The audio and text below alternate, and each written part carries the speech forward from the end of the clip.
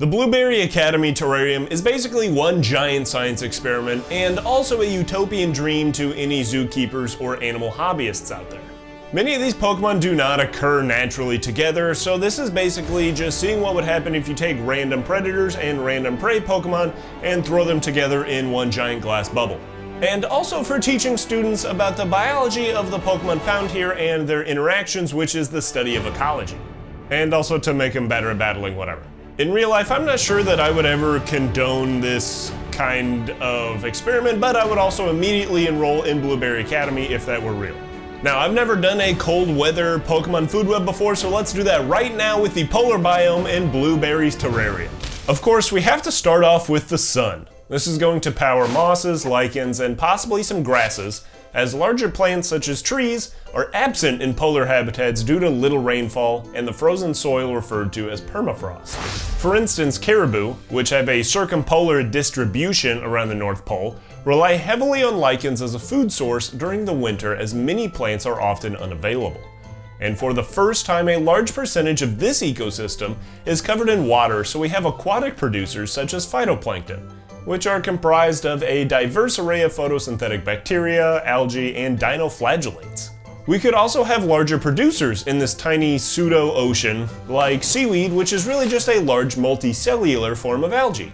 Speaking of photosynthetic things, we do have two photosynthetic Pokemon here with Snover and Abomasnow.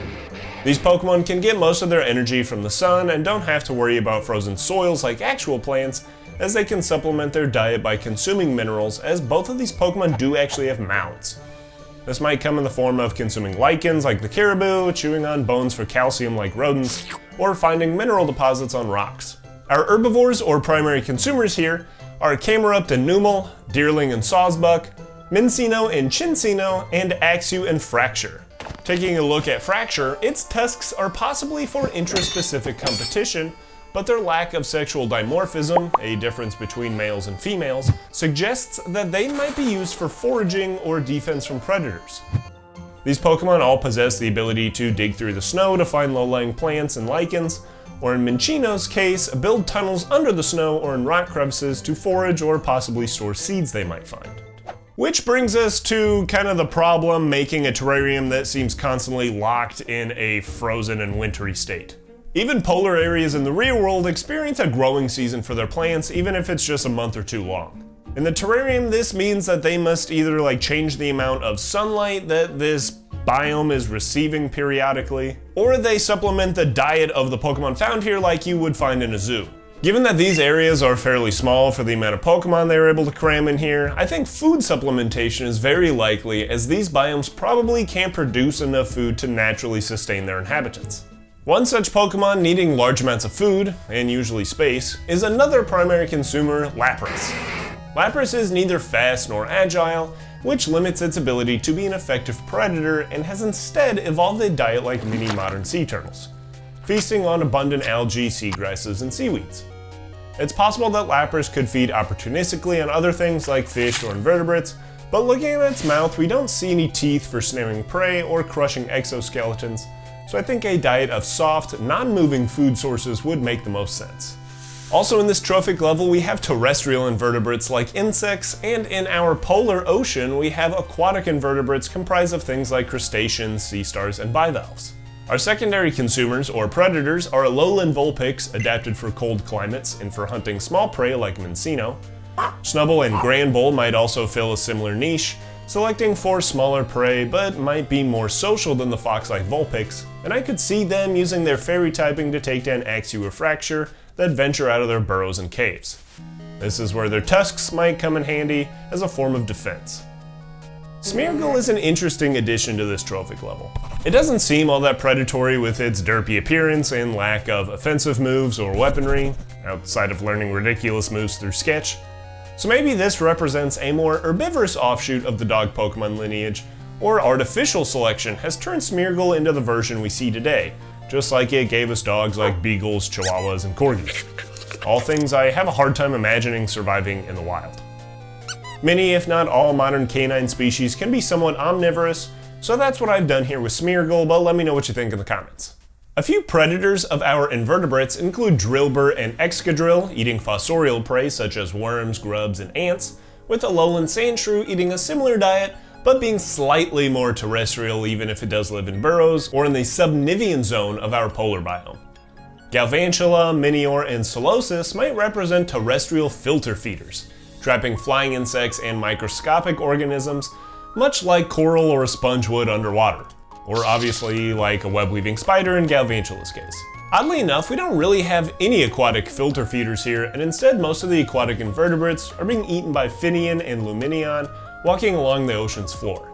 And if you want to hear more about that, I made an entire video on Luminion because why not? Horsey and Cedra are ambush predators, using their prehensile tails to cling to plants and structures before using their vacuum-like mouths to suck up prey. Tynamo and quillfish are moving through the water, or in Tynamo's case sometimes just the air also, actively searching for prey. Some tertiary consumers, including Crabrawler and Crabominable, are not only eating invertebrates but also using their fighting typing and crushing claws to prey on a lowland sandshrew, with Reuniclus doing something surprisingly similar. While its pre-evolutions may be filter feeders, Reuniclus's Pokedex entries allude to something a little different. Reuniclus is said to have the ability to crush boulders psychically. This may be an adaptation for preying on rock types or shelled organisms. In this polar biome, I think this lines up perfectly for preying on Minior. As I mentioned before, Minior may be a terrestrial filter feeder similar to Solosis and Duosion. Reuniclus having the ability to defeat and crush Minior provides them with calories and also reduces competition for their offspring, their pre-evolutions. Electric is our first aquatic tertiary consumer and is mainly targeting small aquatic prey Pokemon like Phinian and Horsey, and uses its type advantage to easily paralyze and take out its prey. Eating a similar diet of weaker fish-like Pokemon are Seal and Dugong. They might not have the type advantage over their prey, but their larger size and well-developed jaws are more than enough to knock out Phinian while speeding through the waters in this biome. However, Seal really has to watch its back in this food web, as it is likely a common prey Pokemon for our quaternary consumers of Eelektross and Beartic. Eelektross hunts similar to Electric, using electric type attacks to stun its prey, but this fully evolved form has reduced the need to compete with its pre-evolutions by evolving the ability to venture into terrestrial environments. And this is called niche partitioning, where an adult form and a juvenile form of the same species occupy different habitats or utilize different resources to reduce their competition with one another. This allows Eelektross to ambush Seal and possibly weaker Dugong while on ice floes, a location that is otherwise fairly protected from predators like Beartic. Eelektross can then drag its paralyzed prey back into the water to feed, as this Pokemon is still tied to marine environments, relying on its gills through pore-like openings like modern-day lamprey, a group of jawless fish that are occasionally predatory, and along with electric eels, are an inspiration for this Pokemon. Like, look at the creepy mouths these things have, just like Electric and Eelektross. Predatory lamprey have this mouth disc that is designed to suck onto the outside of their prey like a nightmarish Nerf dart. Since lamprey regularly feed off organisms much larger than themselves, it is possible that Electric or smaller Eelektross do something similar and parasitize larger Pokemon like Dugong or Lapras, so make sure to publish any observations of the feeding methods of this Pokemon to contribute to future research.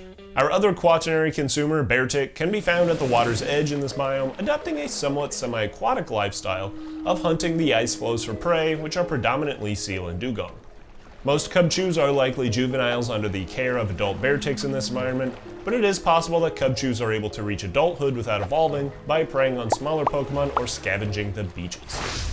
Which brings us to our other scavengers of the polar biome, also known as Detritivores. These Pokemon scavenge carcasses or help break down decaying biotic material, and in this food web we have Beartic, and possibly like the aforementioned Cubchew scavenging carcasses at the water's edge, Tynamo cleaning up carcasses in aquatic environments, and Milcery possibly filling a role similar to molds and other fungi. The inspiration for this Pokemon may be a drop of milk or a splash of batter for a sweet treat, but I find it suspicious that this Pokemon occurs in an area that is so devoid of the sweet-smelling aromas that are said to attract it according to its Pokedex. I can see Milcery being attracted to a variety of strong aromas, as this is often correlated with abundant food sources. Sure, Milcery might be attracted to bakeries in an attempt to feed on their many sugars and baked goods, just like if you leave a loaf of bread on the counter for too long, it grows mold.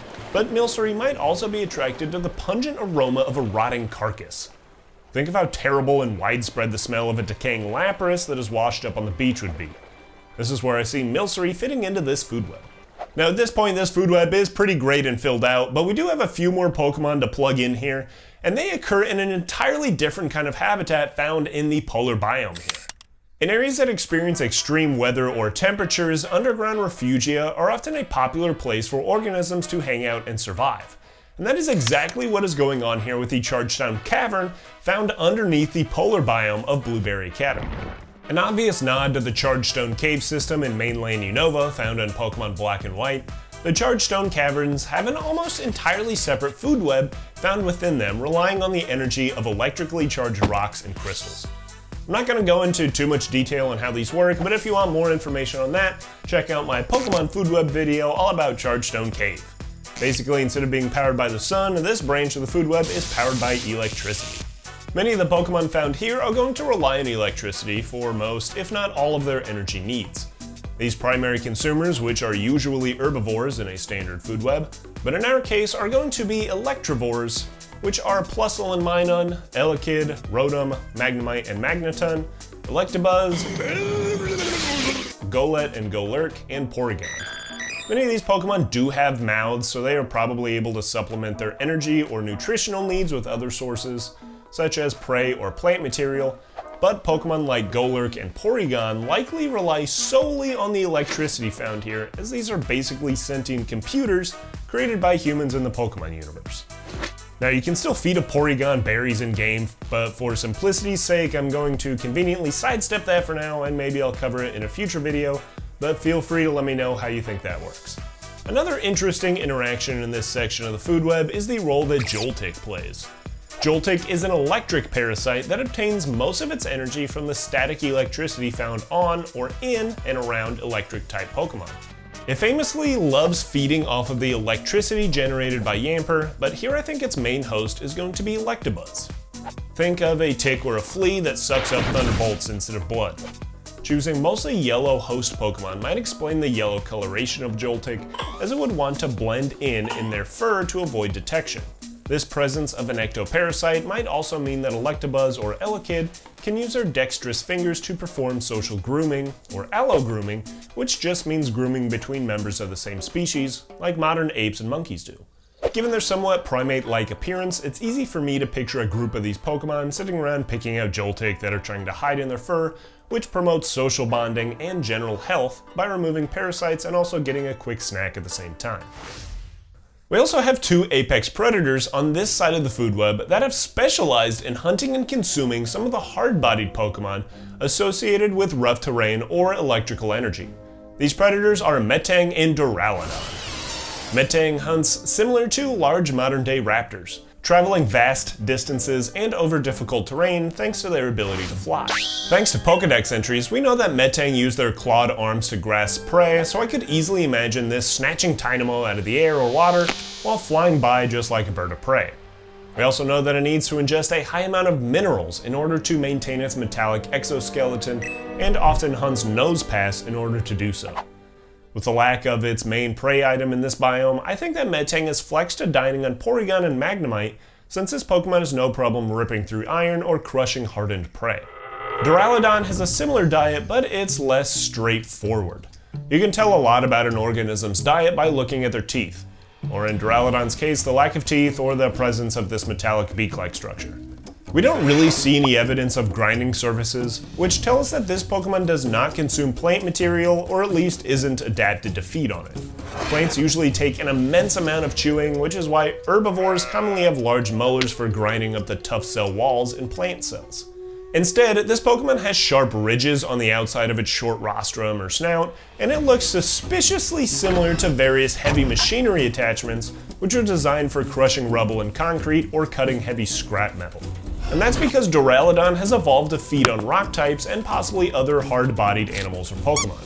Some of the first moves this Pokemon learns after hatching from an egg help it to defeat rock types and break open their mineralized exoskeletons to reach their nutritious insides with moves like Metal Claw and Rock Smash.